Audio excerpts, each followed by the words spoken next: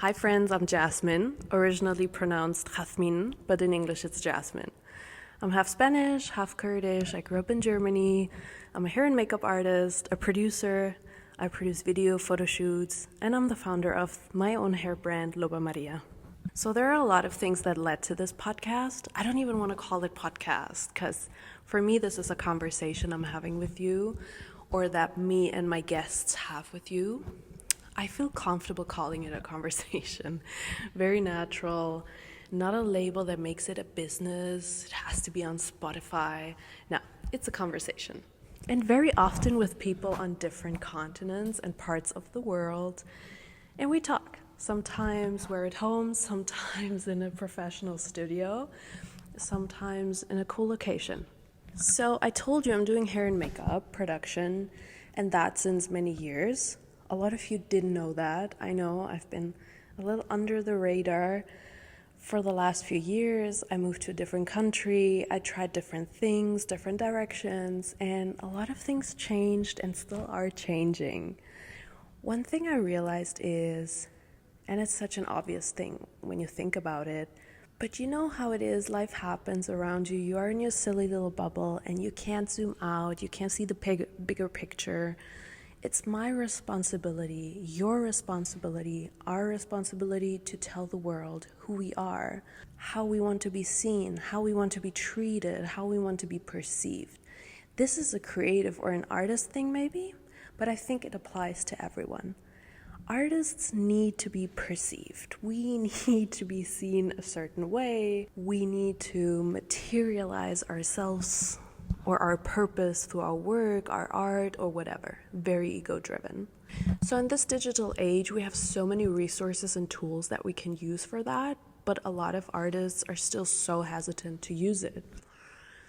Because it has still the stigma. It has this 13-year-old does silly dances on the internet, and a lot of people don't take this thing serious. A lot of my friends don't take it serious, but then again take it way too serious so that they don't even post anything and procrastinate. There is no balance. And this is exactly where I found myself in the last few years. Social media was so nice, so cool. Yeah, post your work, but also post aesthetically pleasing content. Post what feeds the algorithm, post a certain aesthetic, find your niche. Like, I can't hear this anymore, even though I know it's true, but this is literally the thing I can't hear anymore. It's the worst thing you can tell a creative person. We want to be our own niche. What are you saying? I need to put myself into a box. I'm not creative anymore then. Like, I don't even understand myself sometimes, so how should I pick a box? So I can't wear this mask. I can't make myself digestible so people can perceive me a certain way. And you see, these things, I took some time to figure them out, but I accepted that I am an ever-changing and evolving person. I change, my body changes, my beliefs changed. I'm not constant. Just alone because I'm a woman. Like my body naturally works in cycles and phases. So that's when the Creative Hybrid was born. This is not a new company or a new venture, it's me. If we need boxes and labels, this is the one I give myself. This is the label I feel that describes me the best. It's the first time I'm openly on this journey to my purpose. And yeah, the last 6 months I've parted ways with a lot of people. I've got to know amazing new people, and it was very beautiful, it was very painful, heartbreaking, enlightening, uncomfortable. And apart from that, I've been working on one of my biggest dreams of my life, my childhood dream, trying to make it come true. And when that happens, I will tell you about it. But all of this has been a big lesson. See, when you experience pain and disappointment or failure in a very evil way, we try to avoid it in the future. We seek comfort, security, we shelter ourselves, and we try to stay in our little bubble. The thing is, in this bubble, nothing can happen. It's at zero, break even. Nothing bad can happen, but also nothing good can happen. It's like standing still. Your world stops moving, but the rest of the world keeps on moving. And boom, 3 years have passed. So for an artist, a creative, a woman, this means death. Death to our spirit, our soul, our mind, our beautiful creating mind, and our purpose. So the moment we stop moving, we freeze our complete existence. So when you make choices out of a scarcity mindset, there's nothing good that you can attract. So I've been doing hair and makeup for over 10 years, production for about 2 to 3 years, and in December last year, I founded my hair label, Loba Maria. The reason for this label was for women to discover their inner loba. Loba means she-wolf in Spanish, and Maria is the name of my mother and grandmother, two very complex women that I wanted to honor. So all of the content you see at Loba Maria is taken by me. I've enjoyed taking pictures and videos for the longest time. I've built the branding, I've searched the manufacturers, like everything is done by me. And I feel like with my hair label, doing production, hair and makeup, that's like the holy trinity that really fulfills me to the max at the moment. I like the variety that every single department brings. The fact that I'm so to say self-made and learned so many skills along this way of being self-employed and brought me this variety of skills that I can now apply to my personal brand.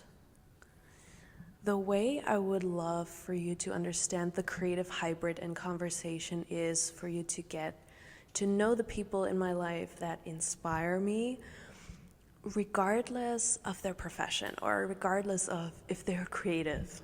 Conversations with them that help me in a certain way or that may help you in a certain way, and also just a little insight of what I'm actually doing in my job. As creatives, we need to inspire each other and fuel each other. People consume what we do, whether it's on social media, in theater, on screen, in cinema, on stages. So we literally pour our pockets out, our minds, of our hearts, and we empty our glass into the world. But we also need to fill ourselves with everything that keeps us in this beautiful flow of creating state. And when I say we creatives, I don't specifically mean painters, dancers, or whatever that word might implicate. For me, everyone is a creative. I mean by that to be in a state of mind where you can flow, where you can put out whatever you want to put out. That might be learning a new language, dancing on a stage, helping people, charity, producing, or painting.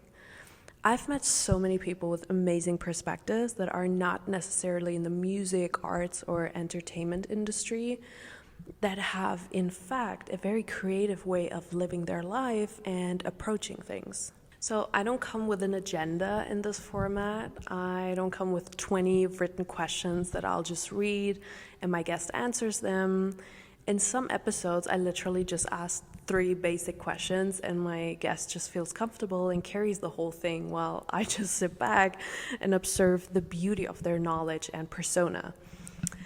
I think my main message is you are allowed to use your business to become big. Your business is a vehicle. It's a vehicle for you to grow and fulfill your dreams. I'm using it to work with my friends and have an amazing time. I'm using it for Loba Maria as well, to create a beautiful space for women to take care of themselves and to recognize that they are a luxury.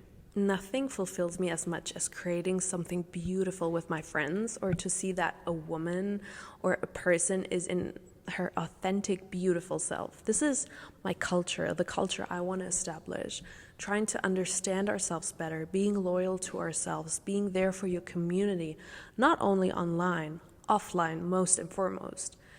We enjoy life. It's far from perfect, but we laugh, we enjoy and savor this time that we have to create something that we're proud of and that serves a purpose. So start failing. It makes you smarter. I know this phrase, we hear it so often, but I want to show you that it's true. And to be very honest with you, there is no failing. It sounds cheesy. It's hard for your ego to understand if you fail, but it's always redirection to where you are supposed to be.